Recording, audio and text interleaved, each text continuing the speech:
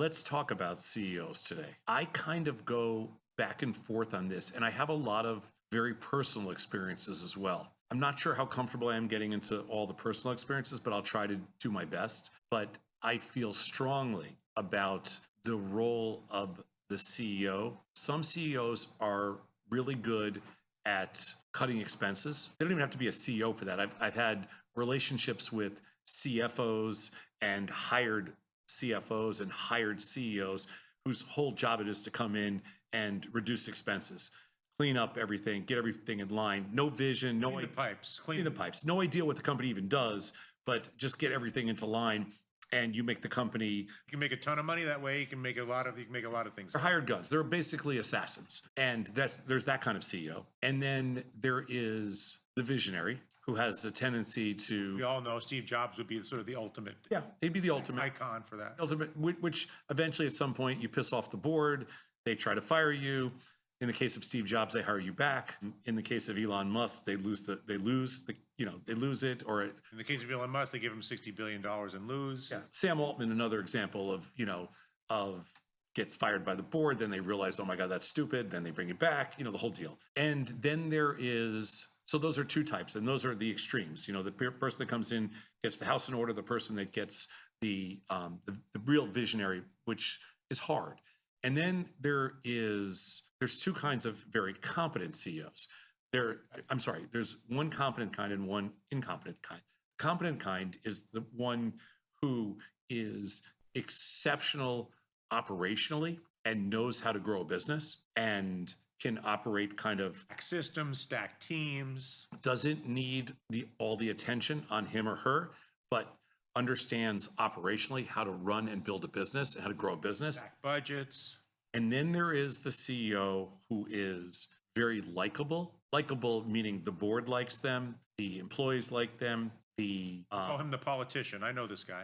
But usually the street does not like that person, and usually that person is a very ineffective leader as far as growth goes and as far as building investor shareholder wealth. Politician is in your hand. So let's create four categories of CEOs. I think there's four categories. Right. Can we accept? I'll call one the politician. Fine. Then you got your operator. You got your assassin, your efficiency, your sort of house. He's like the. You got your assassin. Cleaner. And you got your visionary. You got your visionary. Those are your four. Assassin, visionary, operator, and politician. That's right. Okay. That's a really fun way to start. I've never heard anybody talk about. Me neither. I'm very interested in where this goes. Yeah. And I guess what I would say to you is, as you know, for a substantial part of my career, both at Bloomberg and CNBC, one of the core mandates of my job was to interview every possible CEO. And so I interacted with all four of those types regularly and would say that those are four very good buckets. And you can argue that some of them are worth every penny, and others it's the biggest scam in history, and everything in between. So the genesis behind this conversation today on this truth or skepticism topic was yesterday's move in Starbucks. The new boss. Old boss. Stock goes from 100 and something down to $75. Is dead to Howard Schultz is long gone. Just forget everybody caught up on. Forget about him. He's the visionary CEO, though. I'm just saying contextually, he's your visionary. But there's long gone. Somebody else in the spot. XYZ doesn't matter. John, Joe Blow. It doesn't matter. Don't like him.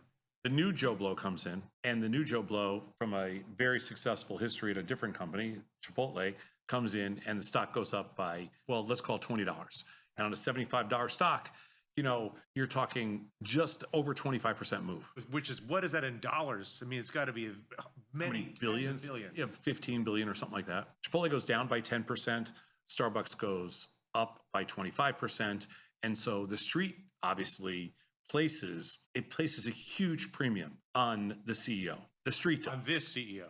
Well, on this CEO, but it places a huge premium on that CEO role because you don't even know who the new Chipotle CEO is yet, and they've already taken the stock down 10%. So anyway, that brings us to this discussion today, which is a talk about CEOs. I've always subscribed to the idea that no CEO is worth that much more than the enterprise. The value of the move yesterday in Starbucks. Starbucks would have. I mean, I don't think Starbucks thought that either, but the shareholders obviously disagreed.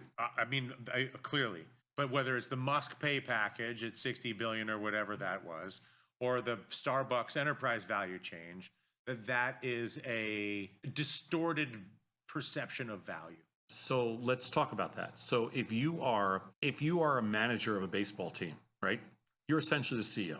I know that there's Steinbrenner owns the team. yeah, there's an owner and there's a general manager, whatever. But if you are as far as the on-field situation goes, if you're the manager of the team, you're essentially the CEO of that team. They say that in a 162 game season, that the difference a manager can make is 3.5 games. You're saying that of the worst manager to the best manager, that it's a 3 and change game margin of outcome. Yeah, the rest is on the players. But 3.5 games is the swing between the worst manager and the best manager. So, which is a big swing because that could be the difference of making the playoffs or not, whatever it is. So that's something, but it's not $15 billion. I mean, I would argue that was the biggest CEO move I've ever seen was yesterday. For sure. I'm trying to think if there's anything. Well, I mean, Steve Jobs when he died. Or when, like I mentioned this earlier, remember when Chainsaw Al Dunlap used to come in from time, he took over. I don't even remember these. This is 25 years ago or something, but there would be some big moves where people were like, oh, he's going to fire everybody and the stock's going to triple and all this stuff. Yeah, I mean, there have been crazy CEO moves before, like in GE. But still, let's call yesterday one of the biggest in history. So the 25% in Starbucks, which is not like Joe's Crab Shack or whatever. Like it's not a nothing company. It's a huge company. Yeah. So I'm one of these people that believe that yes, the manager does matter in baseball, but the CEO matters more in business. And the CEO really does make a difference. It's a difference in perception. It's a difference in operations. I don't care about the culture per se. I care about the way a company operates, and a CEO matters with respect to the vision. If it's a CEO founder, the vision's usually pretty set. If it's a CEO that's a hired gun, the vision is very difficult, and it does matter. So I don't disagree with you. I find it interesting that you say that though, because what does a CEO control? Calibrates total risk at the firm, right? In theory, with the board, like we're going to do Europe, we're going to do China, we're not going to do China, we're going to do Chicago. They're your representative. They're your risk manager. They decide basic resource allocation at the highest level of budgeting. But they're your head of sales. Yeah. And they're basically your head of culture in the sense of like, what is the work ethic? What is the set attitude? Is it a really formal? Jamie Dimon is a different brokerage CEO than Tom Sosnoff. Both banks might make a lot of money. Tom's going to wear a t-shirt and have a coffee with you. Jamie's going to have in a suit and be in a corner and all the rest. Like and that permeates through the whole. They're who you bet on. They're the ones you bet on. You know, like if you're thinking of investing in a company because you're a private equity, you're a private equity investor, venture capital investor, you're a public shareholder. You're just Dylan Radigan going to buy shares in a company. You are never going to bet on a company where you don't like or respect that CEO. That's true. You just can't. Of course, you can't pull yourself to do it. Yeah. No, I think for sure the CEO is a deal breaker. A CEO you don't like, you can't invest in. So for sure that's true. The question I think is how valuable is a CEO that you don't know? Like I bought whatever. I forget. There's a lot of companies. There's a lot of people you don't know the CEO. So that's most of the companies. Most of the companies you do not know the CEO. And if you know the CEO, the chances... When you buy NVIDIA, I mean, NVIDIA is a bad example because he's become famous now. But, when you buy, I don't know, AMD, whatever, some big companies, which you don't know. Yeah, a lot of people buy NVIDIA because... No, I know. That was a bad example because he became a celebrity. Like, I would have never bought, IBM with a certain CEO, never bought General Motors with a certain CEO. Like, there's lots of companies... Never would have bought Cisco Systems. But the percentage of the companies where anybody even knows that we talk about the companies where we know the CEOs because they're the 1% of the 1% of the companies where you know the CEO. That's right. Most of the companies. Who was the last CEO of Starbucks? You mean I have no idea. The guy before this guy. I don't know. No idea. And that's most companies. Yeah, I agree. So a CEO you know and you don't like, deal breaker. A CEO you don't know, not and you're basically betting the sector. You're like, oh, I like the retail sector. Yep. Or I like the liquidity in, oil stocks right now, but I don't know who the CEO of that oil drilling company is. I'm just assuming it's somebody who's not a maniac.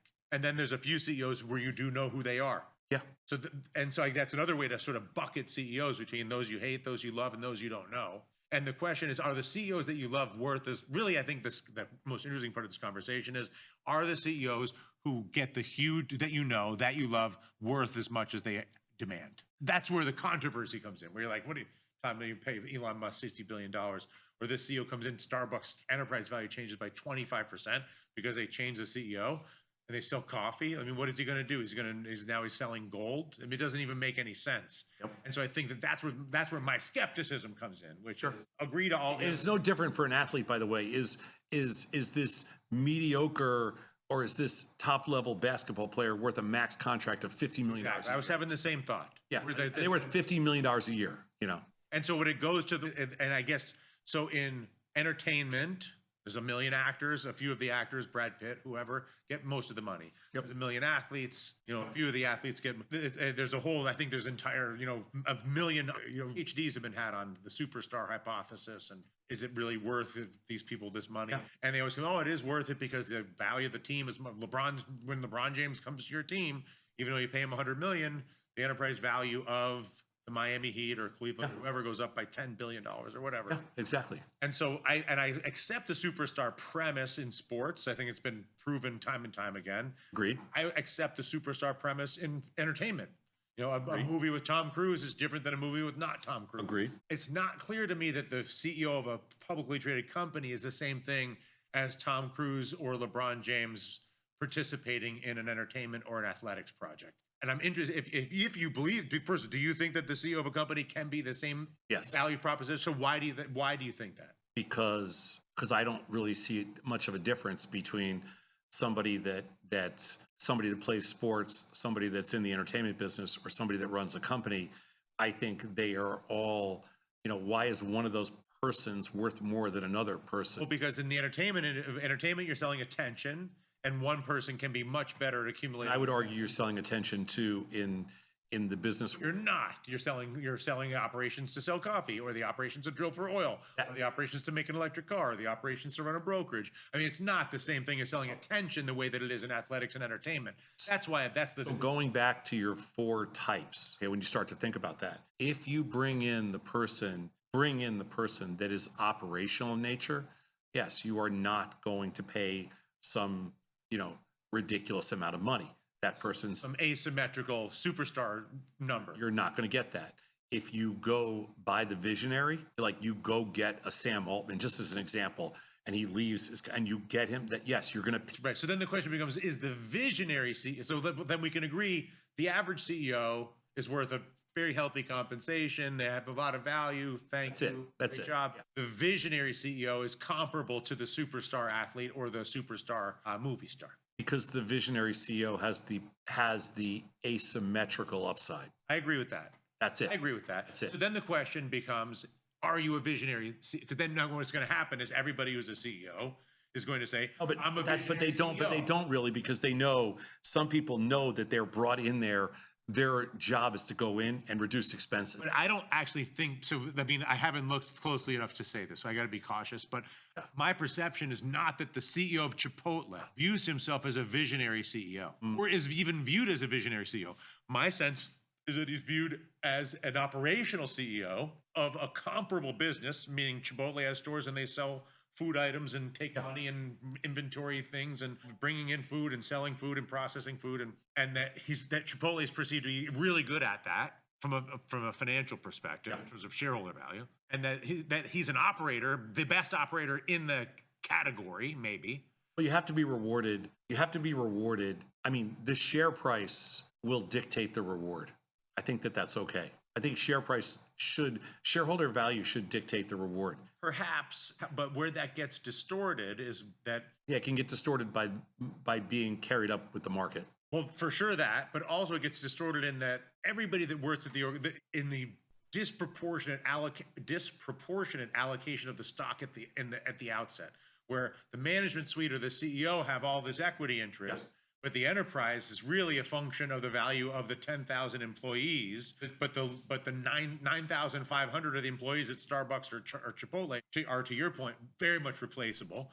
Barista, burrito maker, whatever, and the perceived less replaceability as you move up the management chain, which may just be a matter of perceptions. Yeah, but I think it's perception- more perception. But it still exists as a perception. Yeah. Anyway, that's a different issue because my issue with I don't disagree with the idea that stock is where the value. It's the only place you can sort of ultimately measure value ultimately, or some incentive tied to the stock, I guess. That's it. But but also it's to the degree to which Tom Sosnoff or Dylan or anybody else has the leverage at the time of their entry to the organization to get a stock. It's sort of like order entry is destiny in trading.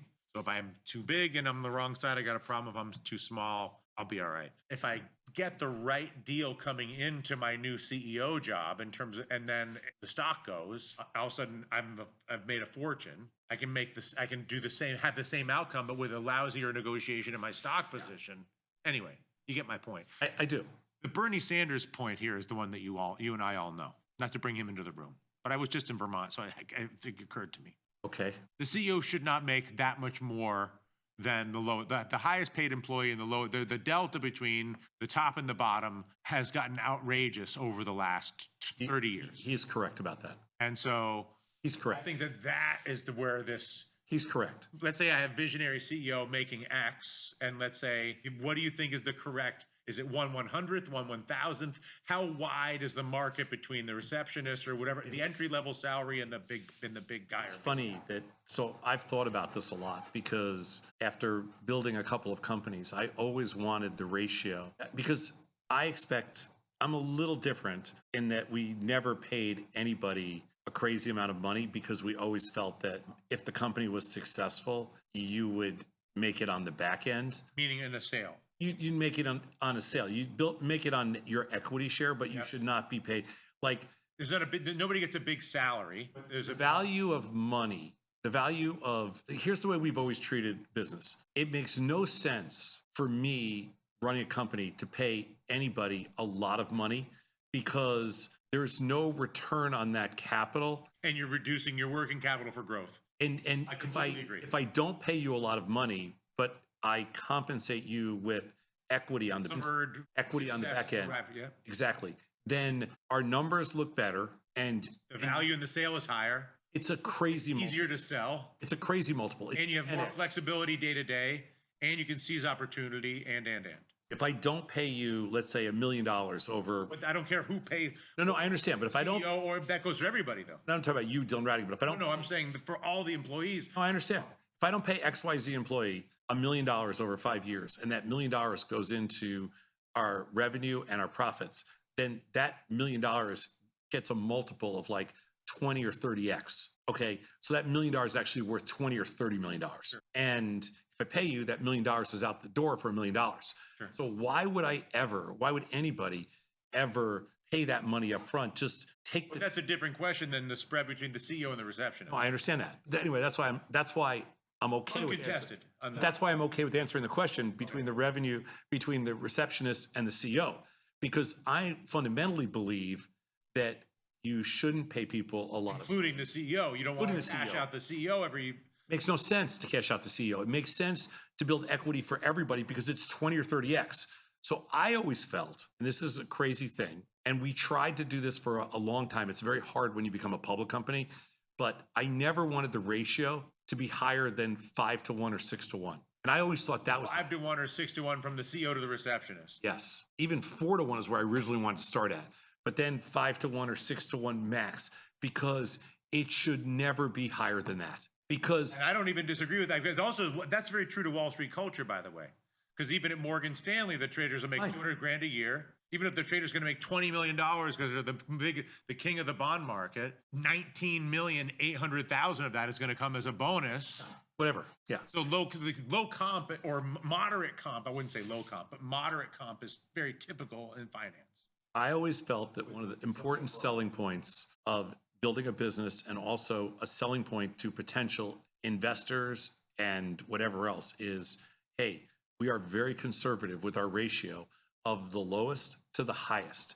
And because of that, we run a very flat organization, and hence that works for us. Now, it doesn't work for everybody, but in our world, that was my ratio. But then you go to like Citigroup, okay, or some firm like that, or JP Morgan, whatever it is. Starbucks, I'm sure. Or Starbucks. What do you think between the barista and the CEO? What do you think? 450. 450. The CEO's 450 times the barista. Probably. At least, I would say. Yeah. And I think Citigroup was like the high, either Citigroup or Morgan Stanley or one of those Between the bank teller and the CEO. was the highest. And it was something like 450, 500 times. And it was like this crazy, and we're not. That's where the biggest place where people say the CEOs are not worth it. So I think if somebody says the CEO's worth it on the deferred in shareholder on an exit, like with the Sosnofian thesis. Yeah. Which is, let's say it's a 4-to-1, just to be the most conservative, right? So the CEO 4-to-1 versus 400-to-1. right? Yeah.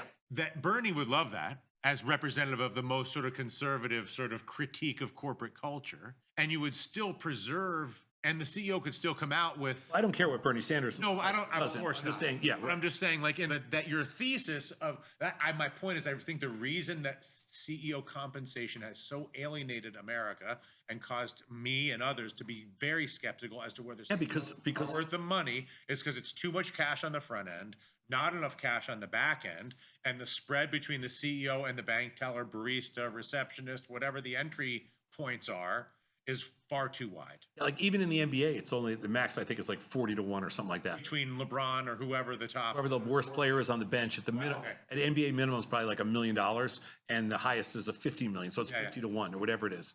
But there's, think of it, 450-to-1, whatever. Like even Elon, I believe when he built Tesla, he only took like $1 a year. Yeah. Well, that's typical for, Mike Bloomberg was the same thing. Yeah. Or 24 or $240 a year. Yeah.